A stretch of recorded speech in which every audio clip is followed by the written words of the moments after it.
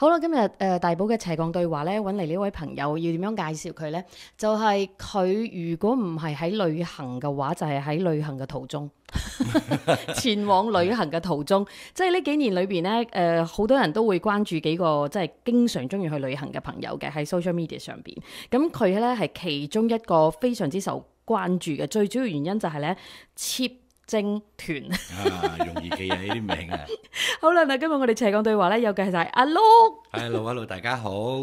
聽咗呢個 podcast 咧，呢個頻道好多次咗噶啦，終於係上到嚟睇呢個 office 啦。係啦，咁我哋自己識咗好好耐。頻能啊！你知唔知我哋頭先哇好頻能？嗱，我人係最唔知醜噶啦，我上個月先知道咩叫斜槓嘅，我真係唔知嘅。哦，OK。因為好多嘛，因為我哋通常講 slash 或者 slash stroke 類似咁樣嘛係。斜槓，因為我知斜槓兩個字係由大寶嘅 Facebook 度睇到嘅，成日斜槓人生斜槓，我心諗我以為係射博人生，因為有時佢啲咩阿 Q 精神嘛，以為可以射博，你知冇？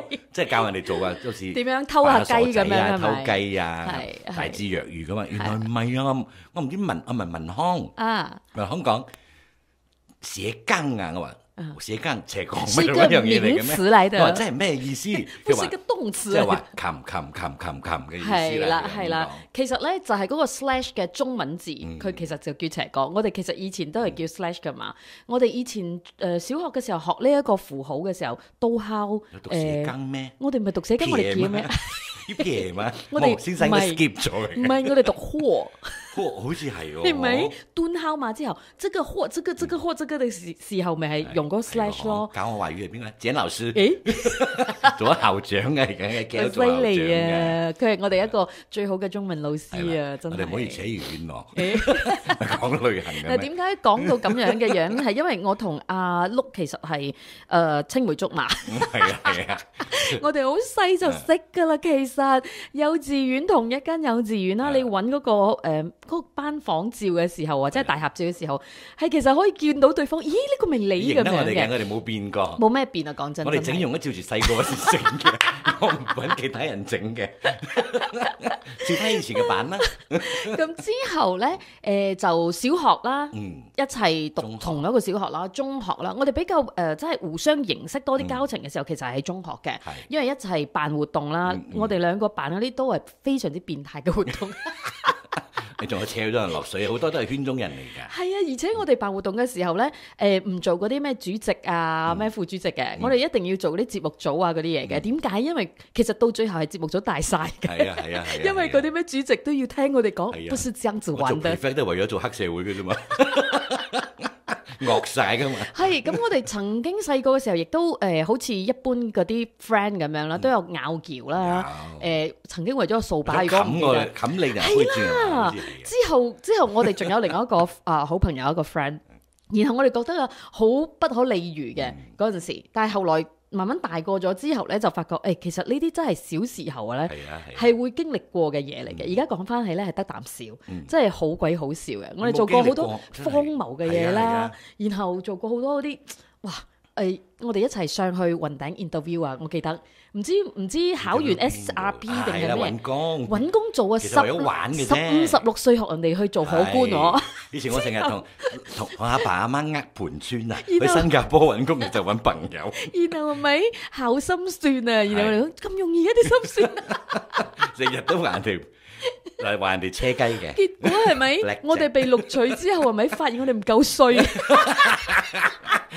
到此一遊啦！以前嘅車費好平，真係到此一遊，然後就去結我哋其實都唔知做咩，為嚟做乜咋？之後就去玩嗰啲咩過山車。其實我印象當中咧，嗰陣時嗰個過山車啦，係我最後一次玩嘅。我之後我就冇玩咗，好驚！你講過山車啊？我之前喺 Melbourne 讀書嘅時候咧，因為嗰個遊樂場係啱啱開嘛，未有人知，兼且係日頭曬嘛，冇人去玩嘅。咁我同一個台灣朋友就去玩咯。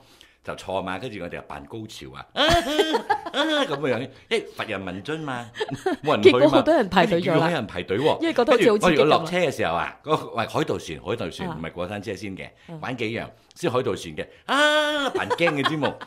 之後咧，我哋要出嗰時候個巴冷係唔俾我哋出，佢話 free 你坐一次，你幫我吸入去咧。OK， 我哋坐一次啦，坐9次又想嘔，因為雖然唔驚，但係你喺度揈下揈下9輪啊，我原本唔嘔嘅，我真係恐怖。所以你睇下，跟住阿碌玩嘅話咧，其實就會有好多發生呢啲咁樣，即係你平時可能日常生活咧唔會咁去做嘅嘢嘅。佢其實有少少脫軌嘅，有時候佢嘅人生啊，撞鬼啊，唔係脫軌啊！我哋係撞鬼，佢係脫軌，佢脫軌之後我哋撞鬼，真係。時運低嗰啲跟個團。係啊係啊，我係鬼嘛，大鬼頭嘛。係真係嘅。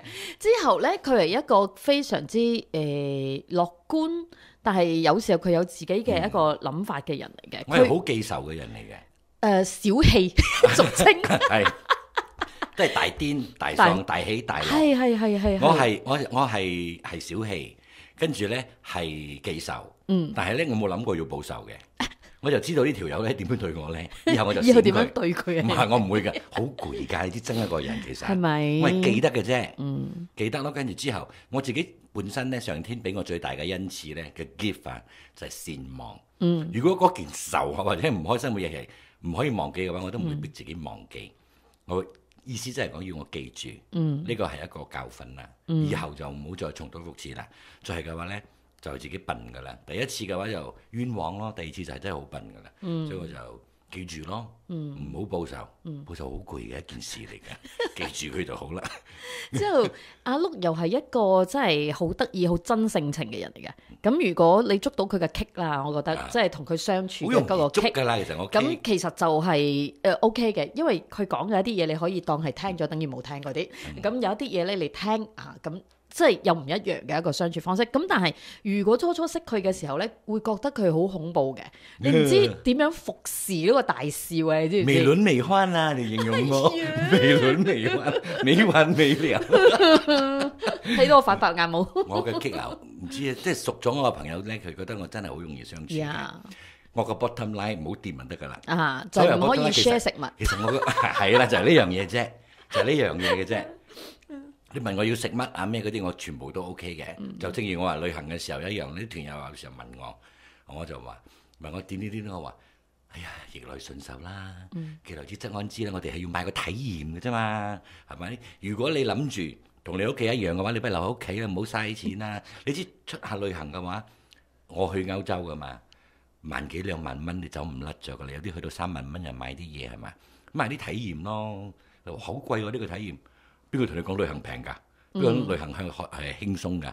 其實旅行由頭到尾係唔輕鬆嘅一件事嚟㗎。係啊，你要換個環境去生活，你要適應，之後有好多嘢唔順手，然後就係睇下你自己本身生活裏邊嘅嗰個應付嘅能力有幾大。係啊，所以旅行嘅時候，我同啲團友們咧就互相認識。佢哋我就比較透明化，因為我日日都Facebook update 啊，一大堆嗰啲嘢嘛，有時候有啲訪問啊乜嗰啲，佢哋對我已經有一個制定嘅認識啦。你都知道咗㗎啦。但係我就唔似嗰啲咧，之前做電台都好，佢哋話：咦，你真人都係咁嘅聲嘅。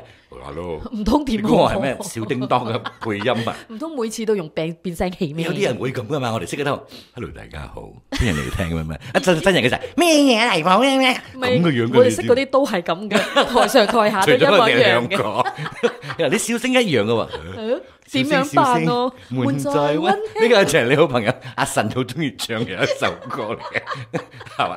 呢啲就係講到呢啲名，全部都係曾經嘅戰友啦。係啊，你話以前我哋電台出身做節目嘅時候，雖然我同大波入行嘅時候，我哋做過驗事件啫嘛，都係半年到定1年。因為嗰陣時要帶要帶新人帶更新嘅人，幾陰功啊，幾冇人才嗰陣時。我早你入行2-3年咋，好似年幾2年咋。我係2002，你係2005啊。我講都唔講㗎啦，都問我點樣入行嗰度。咪上節目入行。係上大寶嘅節目咯，跟住有個新節目，係啦，嗰陣時嘅節目又唔似而家啲有種人節目，已經有晒計劃啊，有計劃啊，要做咩嘅，以前鬼知咩？開個 SAM 乜同學會，揾外國留學生喎，身邊一大堆窮鬼，都冇人去外國讀書翻嚟，得我呢條友啱翻嚟，咁啊唯有一上係咪？上咗1期，跟之後佢講仲未揾到外國翻嚟嘅，上2期，係跟住又俾人哋挖咗入去咁樣。啱，嗰陣時係我哋嘅節目，嗰陣時應該係我哋 talent manager 嚟嘅，容師，咁佢就話到，係啊，之後佢又講，你呢個同學好盞鬼，呢個同學真係好得意啊！不如叫佢嚟做 DJ 啦，考下啊咁樣。啱啱好嗰一屆又有訓練班啊嘛。其實我哋係幸運嘅，因為我哋仲有訓練班，因為後期嗰啲咧其實冇乜訓練班。嗰啲培訓嘅要。我冇啊。皮酸，好似皮衰。要聽晒我哋嘅 podcast 先得啊！你唔好聽一橛一橛啊！唔係，你可以幫我 crop 俾佢出嚟，幫我傳嘅，不如 viral 啦，難得上嚟啊嘛！viral 好啊，冇 virus 好驚啊！咁之後咧就入咗訓練班啦，咁佢就自不然啦，因為佢係一個非常有創意啦，然後講話真係冇雜噶啦。因為嗰陣時好缺呢一款嘅 DJ 啊，好真性情嘅 DJ 啊，咁嗰陣時成個廣播嘅嗰個即係點講咧趨勢，咁大家都係講緊好 real 啦，然後好真啦，好容易 touch 到你啦咁樣嘅 DJ，咁佢就脫穎而出啦咁樣，係啊。好多人話我盞鬼啦，似歐陽震華啦嗰陣時。歐陽震華真係好笑，係嘛？係啊，其實我覺得你似謝賢多啲。謝元啊，謝元。而家係謝元，係咪？謝元我而家就嚟翻生嘅。我係火鳳凰，噗一聲就咩欲火焚身，唔好係燒我哋間 studio，唔好亂着火。跟住，但係好可惜嘅就係冇人貪圖過我美食嘅喎，冇話因為佢靚仔要請佢，冇啊，因為佢生奇嚟㗎。我覺得呢個應該係一生最遺憾嘅一件事。係咯，明明周圍係鏡嘅直播室，我睇到自己幾襟睇嘅喎，點解冇人欣賞嘅咧？有嘅，有好多啲美眉咧，嗰陣時咧就會覺得，喂呀碌，係啊，我都有見過啲人追佢追到真係都盲嘅喎，寫信俾我啲中學嗰啲咧，嗰啲對一大堆嗰啲，係咪寫信好鬼好笑嘅咧？係你講到呢個對，我哋要講下呢一個真係有段古嘅。唔係，究竟呢個 podcast 係講咩話題？我哋講埋呢個先，我哋講埋呢個先。打算做1年嘅呢個 podcast，剪埋剪埋。OK，因為我哋咧其實好中意講人壞話嘅，以前細個嘅時候，咁就係講人壞話嘅時候，又要好冒險地喺人哋嘅面前講，因為我哋係嗰啲大啦啦嘅先錢嘛，有咩問題喺佢面前講啦，咁但係又唔好意思咁樣直接咁樣督破佢噶嘛，咁佢哋因為我哋好密集生活嘅，大家成日坐埋一齊食糯米雞飲個 B，我要講啊，我驚等陣我忘記講，就要好急咁樣講。例如我哋話 let's say 咧講一個好朋友嘅耶虛傳啊，OK，耶虛傳我哋又講佢壞話嘅話，佢又喺我前邊喎，咪變我哋講得，耶虛傳嘛，得，係啦，就用佢嘅音，好似我陸炳超就係啦，我哋自己知邊個嘅，係啦，喂。嗰個嗬，即係嗰乜乜，就咁講壞話咯，就喺嗰個面前講嘅壞話啦。係啦，咁嗰個其實唔知道佢自己講緊佢噶嘛，佢又一齊講壞話。邊個？你講下邊個？你唔識嘅㗎啦，你唔識㗎啦。佢可能扮識嘅，有時候佢講哦係佢啊，之後佢就講斯諾維斯覺得咁樣。我哋忍唔住笑到鬼咁樣。咁真係細個時候做過啲好無賴嘅嘢，就係呢啲咁嘅嘢啦。咁大個之後真係得啖笑嘅，後來可能都會造就咗我哋後來嗰個性格，即係啊，我就係講緊你啊，咁開名啦，開名我就係講你啦，咁樣。你有冇撳錄緊嘅？有啊，因為有架機錄緊我哋嘅，我唔知有冇錄緊。有啩？我頭先明明係撳咗。我幫你 check 下啦，不如你老人家做嘢唔可教嘅。有錄緊，有行緊係咪？應該啩 ，Android 我唔係識用。我翻嚟啦，我聲這麼遠啊，唔好近，因為我真係走去 check 個架機。咁咯，咁所以後來咧，友情有時候要長，其實唔一定係日日見面嗰種嘅，佢可能就係有時嘅時候，喂一個電話 call 你，哇，快啲就兩肋插刀嚟啦，可以幫到乜嘢就幫啦。咁有時候係好耐見面一次，但係要傾偈咧，傾到人山抱都未捨得走嗰種嘅，係互相交換下生活嘅信息啊，然後關心下彼此做緊啲乜嘢。其實有時候好多嘢唔需要刻意去做，係其實就好似旅行咁。我見到即係阿碌嘅呢一個 cheap 精團，佢係好隨性嘅，有啲有兩極化嘅標準嚇。一個咧就係講，喂，同阿碌佢哋去玩咧好過癮嘅，因為帶你去一啲真係好地道嘅地方啊，食好地道嘅嘢，好似當地人生活咁嘅。咁另外一個就係佢唔理我哋嘅，放生㗎。佢帶咗我去一個地方之後，佢就同我哋講：你自己玩，我度飲個 B。之後你哋幾點翻嚟？你哋唔翻嚟都唔緊要，自己搭車翻。我唔點人頭㗎，你唔見咗嘅話係你嘅事，冇本事翻屋企就要準時到。係啊。你咁大個人啊嘛，你自己出嚟玩啊嘛，咁樣，係啊所以就係好得意嘅，受嘅嗰套咧就受，唔受嗰套咧就會覺得點解咁嘅冇人理我嘅？你真係帶咗咁多團啊，其實印象最深刻嘅一團，有有啲人咧就係俾1蚊諗住攞10蚊嘅嘢㗎嘛。嗰個100個都係100個咁咯。有啊，差唔多幾乎係咪應該10團啊？10團都有8、9 9團啊，8團啊，8團9團咧，裏邊有啲騎呢嘅。唔好講人哋衰啦，因為大家嘅 expectation 同埋好多跟我嘅團友咧，跟住又跟，或者係佢身邊嘅朋友知道之後，佢話：誒你呢個團好似好平咁樣喎嘛。佢話我都同你解釋好多次，接精團意思係玩得 cheap 玩得精明，唔代表一定係好平嘅。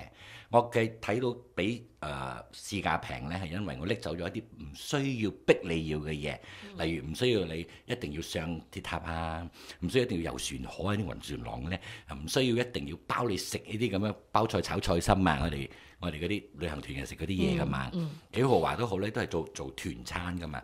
咁我就幫你拎走晒啲嘢，即係話我帶你去嗰啲地方，我冇逼你食，我都唔抽佣嘅。我講到明我唔抽佣嘅，我抽佣咪即係我有賺。呢啲錢我就俾服務你喎，我就係唔想俾你服務啊嘛，我唔想睇你面色啊，係嘛？我唔俾面色你睇已經偷笑啦，所以就拎咗晒啲嘢，所以因此就平。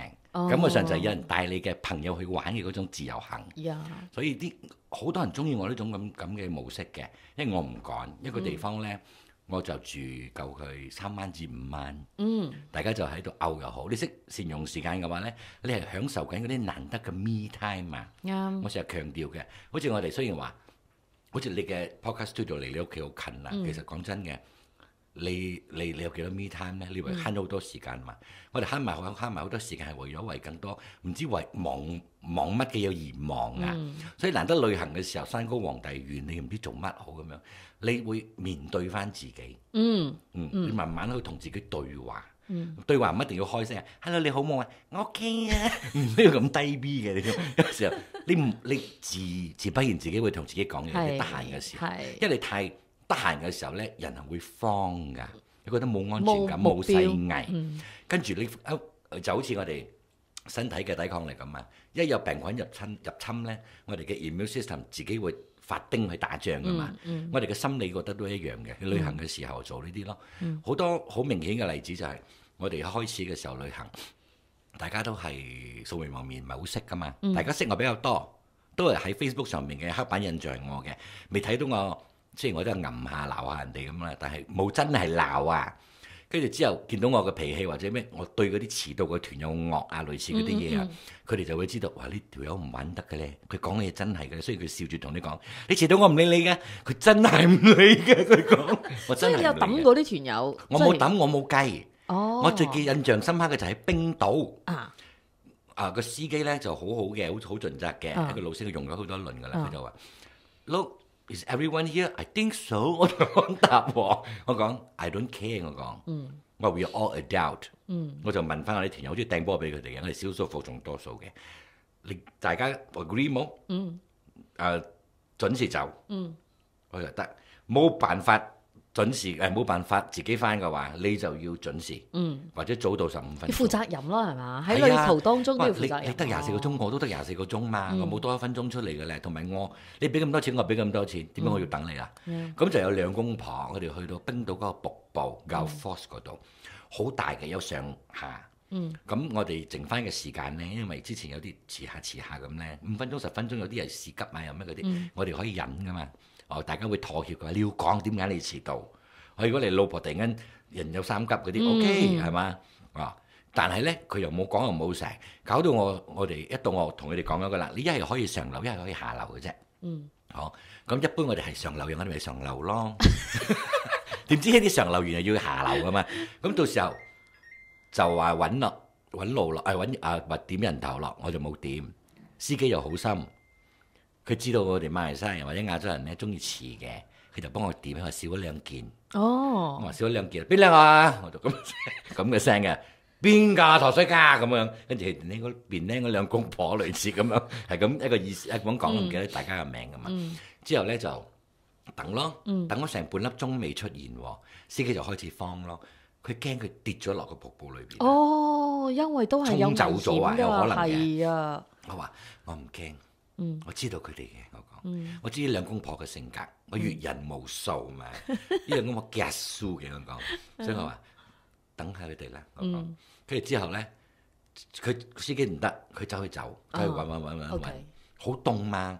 司機話有咩我哋聯絡啦。咁我都有落去，我話一人一邊咁啦。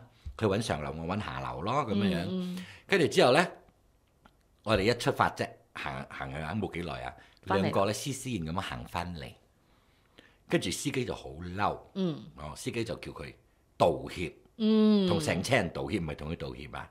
你知唔知你嚇到成車人啊？係以為你有啲咩危險？係啊，跟住兩個係咪直頭咁樣即係試冚口啊？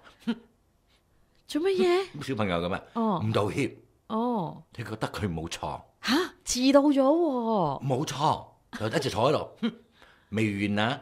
到第二日啊，我哋有團出唔知去另外一邊嘛，啲黑沙灘乜嗰啲，有個團友話佢真係老婆有肚痛定乜遲到上，我知嘅，我冇同大家講啫，我係等，跟住之後咪老公係咪老婆叫老公走上嚟，發爛渣，我話開車啦，做咩要等？咁嘅樣嘅人都有嘅喎。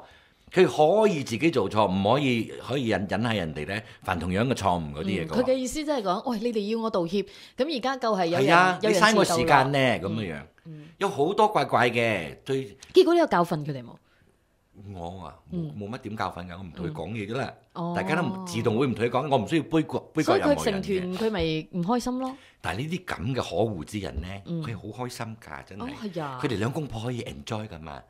我出嚟玩，我唔係陪你哋玩啊！我兩公婆 enjoy 咪得咯。早餐撻多幾粒雞蛋啊，撻多2條蕉啊。我喺途中可以食免費咪得咯。你哋咪食成100幾蚊嘅一餐咯，我食呢啲咁咯。我哋睇落去係受苦嘅，係丟臉嘅一件事。對佢嚟講咧，係 enjoy 嘅，唔係 enjoy 啊！根本冇一件事啊，所以物以類聚，咁嘅老公揾到咁嘅老婆咯，所以祝福佢哋咯，永結同心。白頭到老，真係由衷心祝福你哋。有鏡頭喺度，我係忠心嘅，好多噶啦。又有試過，你有時我可以講多個例子，好搞笑。呢個新鮮講嘢嚟嘅，啱過咗冇幾耐嘅團，就喺巴黎。嗰陣時候，春天咧有啲仲係有啲寒冷㗎嘛。咁你知道自己嘅頻尿嘅話咧，兩公婆都頻尿，咁你咪冇飲咁多水咯，係嘛？又或者你都知道，你會參加個團之前，你一定會知嗰個，你唔好理個團嘅性質啦，你一定要知道個地方係乜嘢地方嚟㗎嘛。有好多人唔知㗎，佢報咗名，諗住你帶佢去㗎咋，然後同佢介紹呢個係咩？咁樣㗎，唔係佢連好似嚟去巴黎，佢冇做功課嘅，好簡單㗎啦。如果我話我帶你去卑州牛湖啦，你梗係唔知乜咯，係嘛？如果我話帶你巴黎，巴黎呢個全世界人都知道 shopping， 食下鐵塔，你都知鐵塔嘛，係咪？反轉再反轉，係啦，周星馳嘛，係食鵝肝醬啊，意大利麵啊，pizza，唔係食啦，買嘢啦，一個奢侈嘅地方，俾你揈錢嘅地方，或者影相嘅地方嚟㗎嘛，係嘛？兩公婆去到嗰度咧，日日揾炒麵食，日日揾炒麵。雖然嗰度係多嘢食。而家好多外國人，即係亞洲人搬去嗰度住，你要中國餐啦，或者係打邊爐都有啊，大洲係嘅，麻辣洲係嘅，而且仲好食過呢度嘅。一個價錢吃到你飽。我成日帶嗰啲團友去王菲同周偉嗰陣時候，佢哋去 shopping 嘅時候啊，去巴黎，佢都喺嗰度食嘅。係有時候嗰個跳蚤市場 flea market，王菲都會去嘅。佢自己都喺嗰度拍過片㗎嘛，我都會帶大家去嗰度逛下。跟住咧。你去到嗰度，你都知道佢哋係歐羅計。嗰陣時候4點幾，而家係5點零幾。係啊，真係好貴。你去得玩你就唔好理㗎啦，因為嗰啲嘢好大份。你食咗一份咧，食晏啲，我講早餐包啊嘛。我哋晏啲2、3點先食，食咗之後咧，仲有 jet lag 嘛，你好早就瞓㗎，8、9點就瞓㗎。所以其實你慳咗晚餐㗎啦。你餓嘅話咧，你係要食啲嘢咧，咪食一罐啲 yogurt 咯，嗰度 yogurt 特別好食嘅。咁呢兩個公婆咧係為咗跟而跟嘅，唔知道發生咩事，唔知道巴黎係咩嘢嚟嘅。例如去到巴黎，你會買咩諗到？買名牌 LV 啊，Celine 啊，Lisa，係啦，佢唔係啊，我要買 Guess， 跟住有啲唔識 fashion 嘅團友喺隔離都講 Guess 唔係美國嘅咩？我話係啊，跟住要堅持要買 Guess，最後都俾佢買到啦。OK，係 OK。佢買唔夠嗰條數，又冇得扣水，因為唔係貴嘢嘛。 OK 我話你咩你有嘛？我同佢講，點解你喺度炒咧？佢心意都送俾你，跟住揾炒麵食，又冇麵食，自己又冇帶杯麵嚟，跟住就經過一間中超啊，中國超市咁咯。你大家停一停，俾佢哋買嘢啦，買個杯麵啦，揞咗好多人，我頂唔順咗嘛。入去咧，佢話開呢個10分鐘啊，15分鐘啊，話唔得，最多5分鐘啫。買個杯麵有幾難啫？佢跟住揀有咩揀啫？都係嗰幾個款嘅啫嘛。之後咧唔使5分鐘就出咗嚟，買唔落冇啦，買唔落手買唔落手。因為太貴啊。佢成間都賣杯麵嘅嗰間嘢，係買唔落手。例如5歐即係賣25蚊哇一個咩辛辣麵啊嗰啲咁樣嘅，佢買唔落手，佢寧願餓。跟住咧又貧聊嘛，兩公婆又唔要行喎，去到羅浮宮啊嗰個玻璃金字塔幾好拍，你知冇？三尖八角嗰度個 corner 以前都係皇宮嚟㗎嘛，嗰度御花園啊嗰啲。你幾多好似有啲裝 B 嗰啲 pose 可以擺啊！我自己成日喺度影咗10幾年，我都未影完啦。我又跳啦，又擒啦，又影地下倒影啦嗰啲。呢兩公婆去到係咪？佢話 OK， 大家喺度啦嚇，認住呢個位啊，呢個塔呢度對啊嚇，咁樣講容易認嘅位嚟嘅。大家氹氹轉咁樣玩，唔好去太遠，太遠嘅話咧係海船門咗噶啦。我哋等陣會去嘅，唔好嘥腳過嚟，就咁樣玩啦。1個鐘翻嚟啦，夠你影噶啦，1個鐘好夠影咗嘅。但有啲都影唔晒嘅，因為佢等到冇人先影嘛，所以需要啲時間咁咯。呢兩公婆知點喎？你頻尿，你唔喐動，個身體嘅水分冇蒸發，你梗係容易尿急啦。兼且嗰度係一個廣場嚟噶嘛，你點屙咧？唔通你真係扮喺沙灘咁樣踎喺度執屎冚殼，喺度屙尿濕海灘冇人理你啦。但係咧喺海船門，唔係海船門咧喺個玻璃金字塔嗰度唔得嘛，又唔係活動。咁我講 OK， 大家 OK dismiss。放生咁啊！大家走咯。呢兩公婆咧就喺度佢老婆咪拎起個手機 zoom 啫，zoom 遠影幾張冇自己嘅，咁就坐翻喺度兩個，凍咯喺度。又着咗衫，凍你一定要喐，係你喐動嘅話，你凍都唔流汗，唔散水添啊！所以佢又好快急啦。急嘅時候我話嗱，嗰度附近有間咖啡店，你飲杯咖啡啦，你哋凍咁樣。因為要俾最少5歐羅嘛，一杯咖啡喺巴黎，又唔捨得飲喎，所以咪激心我講。跟住等下呢個團友我咯。佢年紀比較大啲係嘛？唔會啦，40零50啫啦。OK。跟住睇等佢嘅小朋友去，佢嘅小朋友帶佢去，即係幫佢報名。唔係嘅，老婆報名嘅，就咁嘅樣咯。我話有時候去玩咧。必須有啲心理準備嘅係咪？其實有時唔係話玩咧就去玩咁樣，即係有時候好似睇見你哋咁樣，好似好輕鬆啊，成日去玩。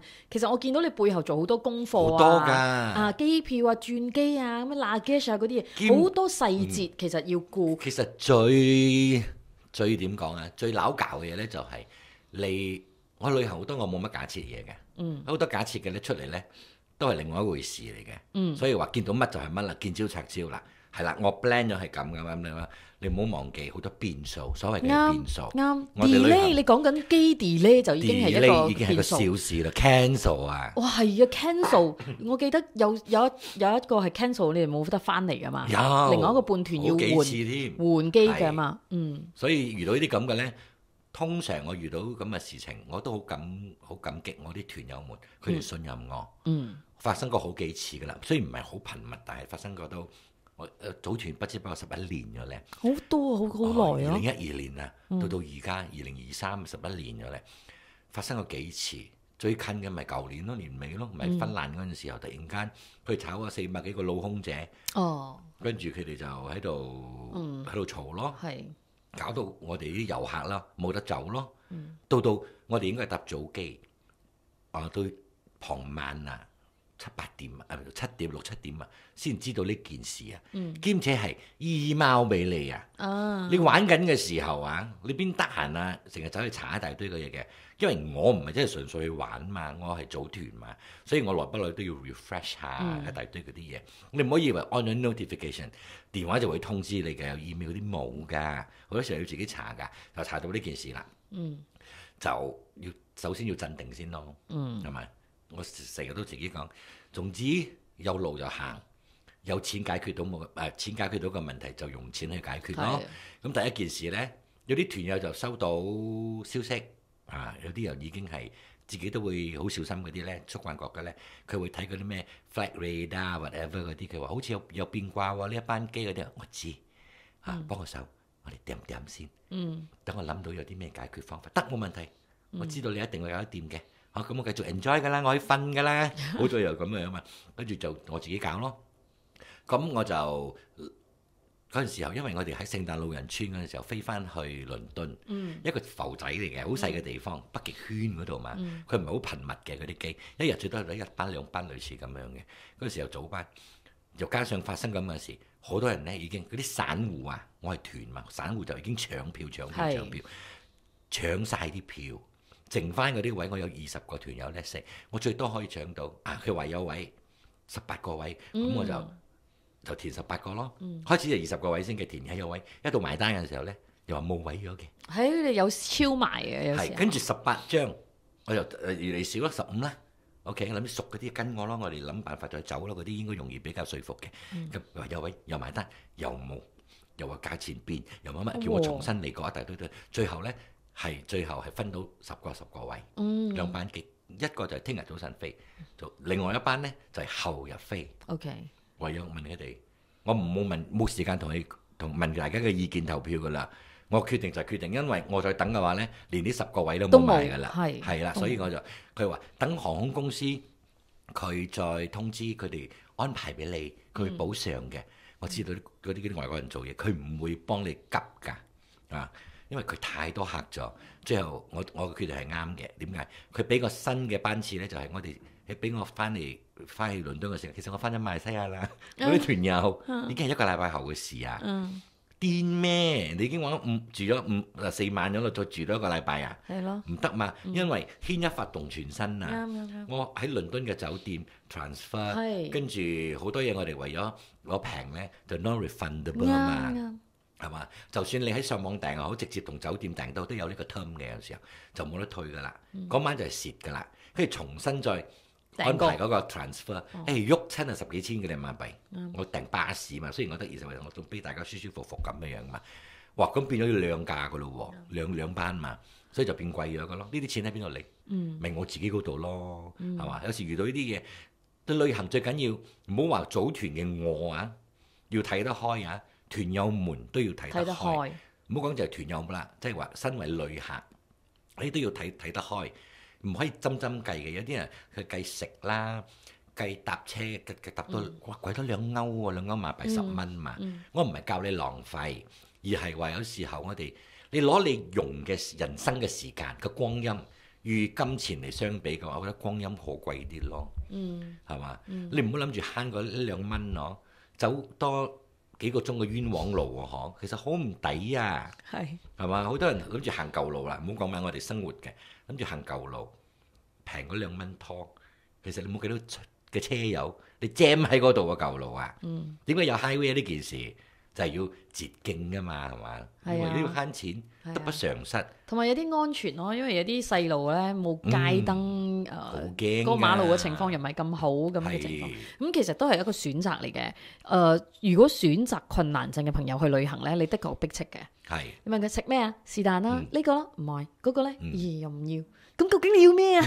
你明？我講到話，我同嗰啲一齊去玩嘅嗰啲團友嗰啲咧，好多都變咗好朋友嘅。我哋仲有聯絡嘅。嗰啲唔啱傾嗰啲咧，因為佢哋 wrong expectation 嘛，join 我嗰啲嗰啲就唔會再聯絡噶啦。我冇所謂，客揀我揀客嘅啫。大家係互相噶嘛，冇話 customer is the king 呢件事咗噶啦。我覺得係唔係好正確嘅呢件事。